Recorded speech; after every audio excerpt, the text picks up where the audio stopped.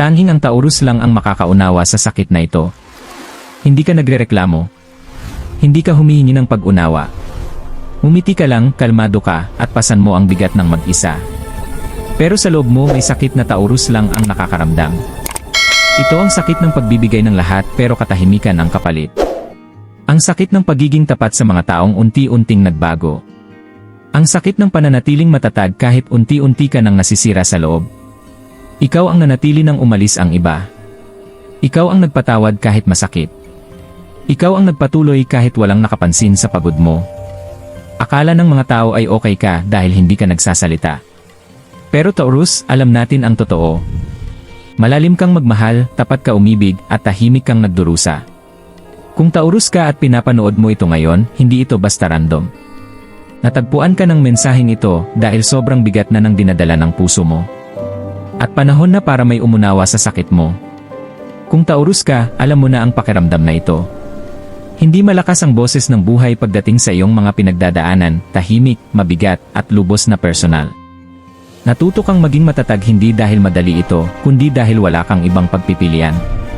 Pinapasan mo ang mga responsibilidad ng hindi ipinapakita ang takot, pinoprotektahan mo ang iba kahit pakiramdam mo ikaw mismo ay hindi ligtas, at patuloy kang sumusulong habang tinatago ang mga bitak sa puso mo. Ang video na ito ay hindi para hatulan ka. Nandito ito para maunawaan ka. Dahil ang pagiging Taurus ay nangangahulugang nararamdaman mo ang lahat ng mas malalim kaysa sa inaamin mo. Nangangahulugang nananatiling tapat kahit na ang katapatan ay nagkakantidad ng kapayapaan mo. Nangangahulugang humahawak ka ng mas matagal kaysa sa dapat, umaasang sa huli ay ma-appreciate ng ibang tao ang iyong pagsisikap, pagmamahal at pasensya. Maraming kaluluwa ng Taurus ang lumalaki na naniniwalang kailangan nilang tiisin ng tahimik na ang lakas ay hindi humihingi ng tulong. Kaya umiti ka, nanatiling kalmado, at sinasabi mong, ayos lang ako, kahit emotionally exhausted ka na. Pero narito ang katotohanang walang nagsasabi sa'yo, valid ang sakit mo. Hindi ka kailanman mahina dahil sobra kang nagmamalasakit. Hindi ka kailanman nagkamali dahil labis kang nagtitiwala. Hindi ka kailanman tanga dahil nagbigay ka ng pagkakataon. Ito ay hindi kahinaan, ito ay tanda ng pusong tapat ang pagmamahal. Kung pakiramdam mo ay hindi ka nakikita, hindi na-appreciate, o emotionally pagod, manatili sa mensaheng ito. Dahil ang maririnig mo ay hindi lang impormasyon, ito ay pag-aaliw, kalinawan, at paalala na ang tahimik mong lakas ay palaging may kahulugan. Ang Taurus ay hindi nagsasalita tungkol sa sakit, tinitirhan nila ito. Na-i-master mo ang sining ng pagpapakita ng kalmado, habang ang puso mo ay may dalang tahimik na bagyo. Nakikinig ka ng higit kaysa magsalita, tinatanggap mo ang emosyon nang hindi agad tumutugon, at pinipili mo ang kapayapaan kahit na sinasakripisyo nito ang sariling kaginhawaan mo. Ang katotohanan, ang Taurus ay nararamdaman ang lahat ng malalim. Bawat salita, bawat pagbabago sa tono, bawat sirang pangako, walang nakakalusot sa puso mo. Ngunit sa halip na ipahayag ito, iniimbak mo sa loob, kinukumbinse ang sarili na mas mabuti ang manahimik kaysa magdulot ng alitan. Madalas kang nagiging emosyonal na suporta para sa iba, ang taong pinagkakatiwalaan kapag sila ay nahihirapan. Ngunit kapag nasasaktan ka, umatras ka, sinasabi sa sarili na kaya mo ito ng mag-isa. Sa paglipas ng panahon, ang sakit na yon ay tumitibay, hindi malakas, ngunit mabigat. Ang pinakamakasakit ay ang hindi pagpapahalaga. Ibinibigay mo ang consistency, katapatan, at pagsisikap, umaasang wala kang hihingin kundi katapatan bilang kapalit. Ngunit kapag hindi napapansin ang dedikasyon mo, kapag ang presensya mo ay ipinagpapalagay lamang at hindi pinahahalagahan, nag-iwan ito ng sugat na mahirap pagalingin sa salita. Hindi mo hinahanap ang atensyon. Gusto mo lang maramdaman na pinahahalagahan ka. At kapag hindi ito nangyari, hindi ka sumasabog. Hindi ka nananabik. Tahimik ka lang, binubuhat ang sakit ng may dignidad, kahit na unti-unti itong sumisira sa loob mo. Ang Taurus ay hindi nananatiling tahimik dahil hindi sila nakararamdam. Nanatili silang tahimik dahil sobra silang nakararamdam. Natuto ka na ang pagpapaliwanag ng sakit mo ay madalas nauwi sa hindi pagkakaintindihan. Kaya sa halip na paulit-ulit na ipaliwanag, pinipili mo ang tahimik na pagtitiis. Sinasabi mo sa sarili na mas madali pang dalhin ang bigat mag-isa kaysa panganibang hindi ka pahalagahan o husgahan. Bilang isang Taurus, hindi ka basta nagbubukas. Ang tiwala ay unti-unting binubuo, isang brick sa bawat pagkakataon. Ngunit kapag may nakapasok sa mundo mo, binibigyan mo sila ng access sa pinakamalalim mong emosyon. Kapag nasira ang tiwala na yon, mas malalim ang sugat kaysa sa inaakala ng iba. Pinipigil mo ang mga damdamin mo dahil ayaw mong maging pabigat. Nag-aalala ka na baka ma-overwhelm ang iba sa emosyon mo, kaya minamaliit mo ang sariling sakit at inuuna ang kaginhawaan ng iba. Ang katapatan, para sa'yo, hindi lang salita, ito ay paraan ng pamumuhay. Isa pang dahilan kung bakit ka nananatiling tahimik ay dahil sa pride, hindi ang maingay na uri, kundi ang tahimik na self-respect na tumatanggi na humingi ng pag-aalaga o atensyon. Naniniwala ka na kung tunay kang pinahahalagahan ng isang tao, hindi nila kailangan pang paalalahanan. Kaya ikaw ay nagmamasid. Ikaw ay nag-aalala. Ikaw ay nagpapatawad, ngunit hindi mo kailanman nakakalimutan kung paano ka pinaramdam ng isang tao. At kapag lumalalim ang katahimikan, hindi ito dahil tumigil ka na sa pag-aalala. Ito ay dahil sinimulan mo ng protektahan ang puso mo, inihahanda ang sarili para sa sandali na pipiliin mo ang kapayapaan kaysa sakit. Para sa isang Taurus, ang pag-ibig ay hindi basta-basta. Ito ay mabagal, matatag, at lubos na sumasakop sa puso. Kapag ibinibigay mo ang puso mo, ibinibigay mo ito ng buo, walang kalahating hakbang, walang pag-aatubili. At iyan ang dahilan kung bakit sobrang sakit sa iyo ang pagkabasag ng puso. Hindi ka madaling umibig, pero kapag umibig ka, nananatili kang tapat, madalas mas matagal kaysa sa dapat. Naniniwala ka sa pangalawang pagkakataon, sa pagpapagaling ng sugat, at sa kapangyarihan ng pangako. Pero ano ang nangyayari kapag ang taong pinagkakatiwalaan mo ay hindi sinusuklian ang iyong debosyon? Kapag binabaliwala nila ang pasensya mo, o mas masahol pa, niloloko ang katapatan mo. Parang pagtataksil ito hindi lang sa pag-ibig kundi sa mismong pagkatao mo. Dahil ang Taurus ay hindi basta nagmamahal, ini-invest ng Taurus ang bawat patak ng katatagan, tiwala, at malasakit sa isang relasyon. At kapag natapos ito, hindi lang ito heartbreak, ito ay pagkawala ng bahagi ng iyong sarili. Ngunit kahit nasasaktan, nagpapatawad ang Taurus. Maaaring umalis ka, pero tahimik na patuloy ang pag-asa ng puso mo. Dahan-dahan kang gumagaling, tahimik na muling itinatayo ang pundasyon na nawaglit. At kahit nasaktan, hindi mo tuluyang isinasara ang puso mo, natututo ka lang kung sino ang tunay na karapat-dapat dito. Ang aral na natutunan ng Taurus, ang pag-ibig ay banal, at ang iyong pasensya, kahit makapangyarihan, ay hindi dapat binabaliwala. Madalas ang Taurus ang tahimik na haligi ng kanilang grupo, ang kaibigan na inaasahan ng lahat, ang miyembro ng pamilya na tahimik na nagdadala ng bigat ng walang reklamo. Umaasa ang mga tao sa iyo, humihingi ng payo, at nagtitiwala sa iyong matatag na suporta. Pero gaano kadalas may nagtanong, ayos ka lang ba? Ang iyong kabutihang loob ay hindi nagtatapos sa pag-ibig, umaagos ito sa pagkakaibigan at pamilya, madalas na hindi napapansin. Inuuna mo ang kaligayahan ng iba kaysa sa sarili mo, naniniwala na mas mahalaga ang kanilang mga ngiti kaysa sa sakit mo. Ngunit sa loob mo, nararamdaman mo ang bigat ng pagiging binabaliwala. Napapansin mo ang maliliit na paglabag, ang mga pagsisikap na hindi pinapansin, ang mga sandali na inaasahan ang presensya mo pero hindi pinagdiriwang. Ang pinakamahirap, bihira kang magsalita.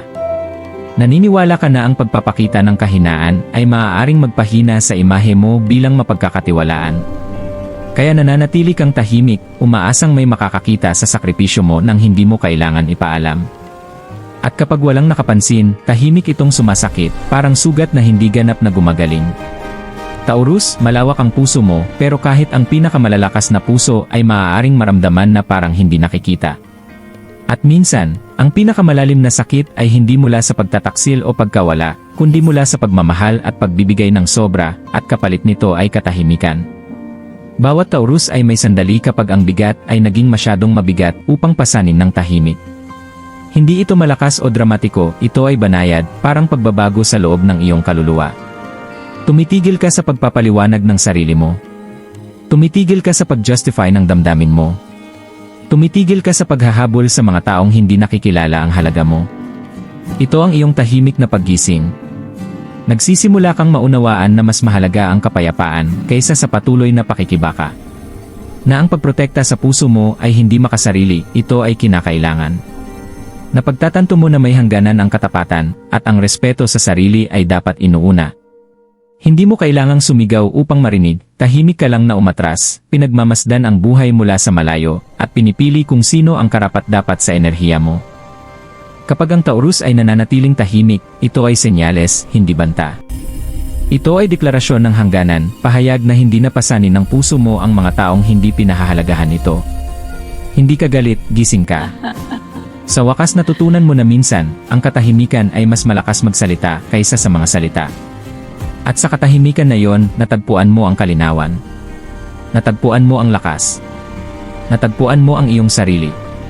Kahit pagkatapos ng lahat ng sakit, pagtataksil, at tahimik na pakikibaka, ang Taurus ay lumalabas na mas malakas kaysa dati.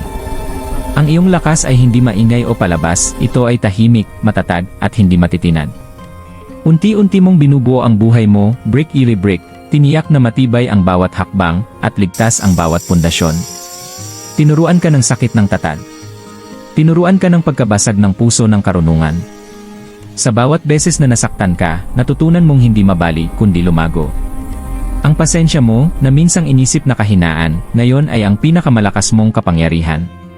Dinaanan mo ang mga bagyo na tinataboy ng iba, ngunit hindi mo kailanman nawawala ang pagkakakilanlan mo. Taurus, maaaring tahimik na dumudugo ang puso mo, pero ang espiritu mo ay nagniningning ng maliwanag. Maaaring hindi ka maintindihan, pero ang katapatan at integridad mo ay nag-iwan ng pangmatagalang impresyon sa mga tunay na mahalaga sa buhay mo. Binabago mo ang sakit sa aral, ang kabiguan sa determinasyon, at ang katahimikan sa lakas.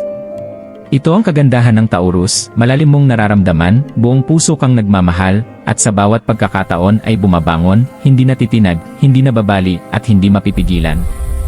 Ang sakit ay hindi tumutukoy sa'yo, ito ay nagpapino sa'yo. At ang tahimik na kapangyarihan na dala mo sa loob ay mas malakas kaysa anumang bagyo sa labas. Taurus, nakikita ng universo ang iyong mga pakikibaka. Alam ito ang tahimik na laban na iyong pinagdaraanan araw-araw, ang emosyonal na bagyong iyong pasan ng mag-isa, at ang katapatan na ibinibigay mo kahit hindi ito sinusuklian. At nais nitong ipaalam sa iyo, darating ang mas mabubuting araw. Gagantimpalaan ang iyong pasensya. Bawat luha na iyong pinaiyak, bawat gabi na naramdaman mong hindi ka nakikita, ay hindi nasasayang. Tahimik na inaayos ng universo ang mga biyaya, madalas sa paraang hindi mo agad nakikita. Makikilala mo ang mga taong pinahahalagahan ng puso mo, mga sitwasyong iginagalang ang pagsisikap mo, at mga sandali na ibabalik ang iyong pananampalataya sa buhay. Ang pagpapagaling ay hindi nangangahulugang kalimutan ang nakaraan. Ibig sabihin nito ay yakapin ang iyong mga aral, bawiin ang iyong kapangyarihan, at magtiwala na darating ang tamang tao at pagkakataon sa tamang panahon. Tinuruan ka ng katahimikan mo ng karunungan. Tinuruan ka ng pagtitiis mo ng lakas. At ang puso mo, sa kabila ng lahat ng sakit, ay nananatiling may kakayahang magmahal ng malalim at tapat. Kaya Taurus, huminga. Pakawalan ang bigat na matagal mo nang pinapasan mag-isa. Magtiwala na ang universo ay kumikilos para sa iyo, at bawat hamon ay humuhubog sa iyo upang maging hindi matitinag na kaluluwa na nilalayon mo. Hindi pa tapos ang paglalakbay mo, nagsisimula pa lamang ito, at ang pinakamaganda ay darating pa. Taurus, hindi lahat ay maintindihan ang sakit mo, at ayos lang iyon. Natutunan mo nang dalhin ito ng tahimik, magmahal ng malalim, at magbigay ng walang hanggan, kahit na binabaliwala ng mundo ang pagsisikap mo. Ngunit tandaan ito, ang lakas, pasensya, at katapatan mo ang pinakamalaking regalo mo. Nakaligtas ang puso mo sa mga bagyong kayang basagin ang marami, at narito ka pa rin, nananatiling nakatayo, nagmamahal, at naniniwala sa kagandahan ng buhay. Makikita ka ng tamang tao. Ang mga tunay na nararapat sa buhay mo ay hindi ka kailanman babaliwalain. At ang mga aral na natutunan mo sa pamamagitan ng sakit ay gagabay sa iyo tungo sa hinaharap na puno ng respeto, pagmamahal, at kapayapaan na karapat-dapat sa iyo. Kaya sa tuwing mararamdaman mong hindi ka nakikita o hindi na-appreciate, tandaan, ang halaga mo ay hindi nasusukat kung sino ang nakapansin sa iyo, nasusukat ito sa lalim ng puso mo, tapang ng espiritu mo, at tahimik na kapangyarihan na dala mo bawat araw. Hindi lahat ay maintindihan ng sakit mo, Taurus, pero ang mga tunay na mahalaga sa buhay mo ay hindi kailanman magdudulot nito. At kung sa araw na ito ay pagod ka, hindi nakikita, o nakalimutan, alalahanin ito, mas malakas ka kaysa sa iniisip mo, mas matapang kaysa sa nararamdaman mo, at higit na minamahal kaysa sa nalalaman mo.